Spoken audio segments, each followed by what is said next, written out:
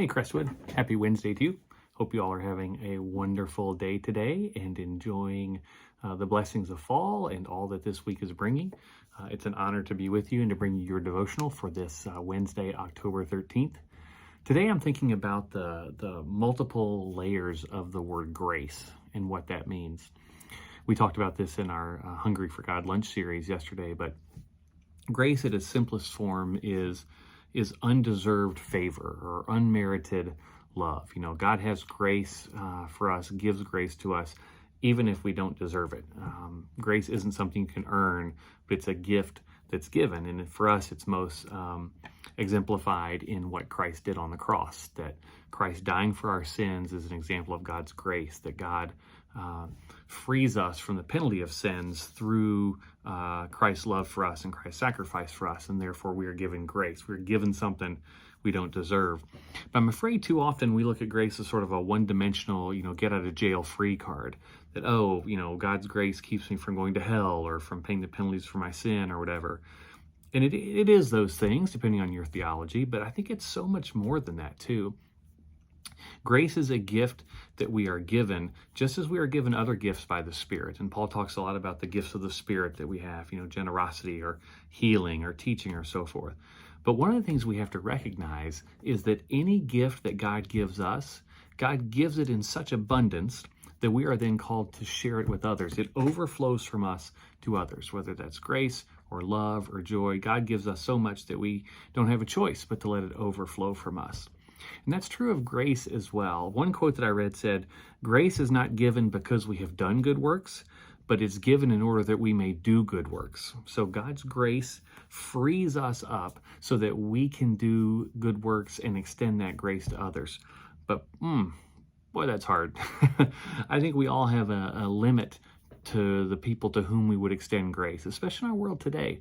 I think everything's so politicized and divided that there are people to whom we do not extend grace, that we maybe even go out of our way not to extend grace. Another quote I read says, "Grace is the opposite of merit.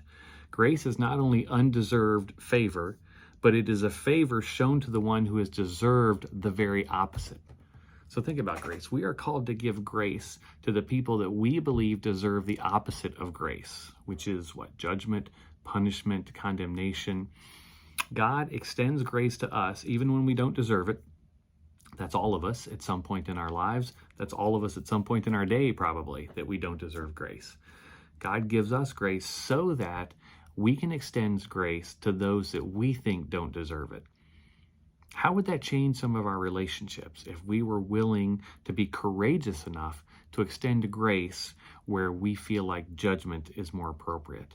I think we have such an innate sense of right and wrong, of fairness in our lives, that when someone does something that we consider to be wrong, we feel like that there should be a punishment for that, an eye for an eye, right? That's biblical. What God's grace says is no, there's not punishment for them. There's grace, there's forgiveness, there's a second chance. All the things that we have been given, all the things that we experience each and every Sunday when we come to the table are what we are called to extend to others. I think that would fundamentally transform some of our relationships if we looked at a person who has wronged us, who we think has made bad decisions, who has been critical or judgmental, and if instead of returning that eye for an eye, judgment for judgment, criticism for criticism, we instead extended grace. We recognize that they have their own story and have their own challenges. And just as God looks at us and loves us in spite of our shortcomings, we are called to look at others and do the same, to love them in spite of the ways that they have hurt us or wronged us. So today, Crestwood, I want to encourage you to consider what it means to be gracious to other people, just as God has been gracious to us. We don't deserve what God has given us, and yet God has given us so much, even giving us God's own Son, so that we would know God's love for us. It seems like it's only fair to extend that same grace to others. God bless you, Crestwood.